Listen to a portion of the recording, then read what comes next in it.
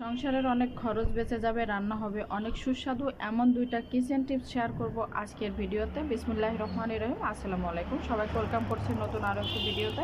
এখানে আমি নিয়েছি গরু মাংস। আমরা যখন ফ্রিজে গরু মাংস রাখি দেখবেন কি গরু মাংসটা ফ্রিজ থেকে বের করে রান্না করলে আগের মতো আর স্বাদ আসে না, স্বাদ লাগে না। তো সিম্পল দুইটা কাজ করলে স্বাদ থাকবে অটুট। শেয়ার করছি এমন দুইটা টিপস।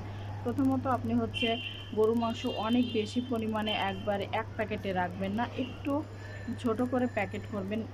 অনেক বেশি বড় প্যাকেট করলে মাংসটা জমতে অনেক সময় নেয়, সেক্ষেত্রে একটা গন্ধ থেকে যায়। মাংসের ভিতরে যে রক্ত থাকে এই রক্ত জমতে সময় লাগে, এই জন্য কেমন একটা গন্ধ হয়ে যায়, তাই মাংসের স্বাদ আর আগের মতো থাকে না। তো কী করতে হবে, প্রথমে আপনাকে ছোট একটা প্যাকেটে করে প্যাকেট করতে হবে। আশা করি আজকের এই টিপস দুইটা আপনাদের খুব কাজে আসবে। আর যদি কাজে আসে তাহলে একটা লাইক করবেন, চ্যানেলটা সাবস্ক্রাইব করে পাশে থাকা বেল আইকনটি প্রেস করবেন। এখানে আমি 1.5 কেজির মতো মাংস নিয়ে একটা প্যাকেট করছি। তো আমি পলি ব্যাগে মাংসটা দিয়ে দিলাম। আর এই ফাঁকে সেকেন্ড টিপসটাও দেখিয়ে দিচ্ছি। এই মাংসের ভিতরে কিন্তু একটা জিনিস যদি দিয়ে দেওয়া যায় তাহলে স্বাদ একদম অটুট থাকবে।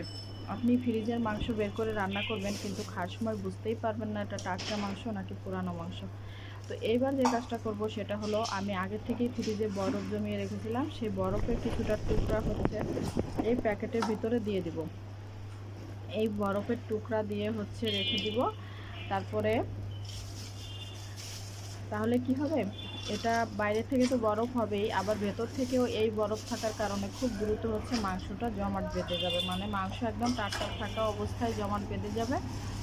আরেকটা কাজ করতে পারেন, যদি মাংস খুব বেশি দিন ফ্রিজে থাকে তাহলে গরম পানিতে একটু লেবুর রস দিয়ে তারপরে মাংসটাকে 20-25 মিনিটের মতো ভিজিয়ে রেখে রান্না করলেও দেখবেন স্বাদটা একদম অটুট থাকবে, কোনো বাসি গন্ধ হবে না।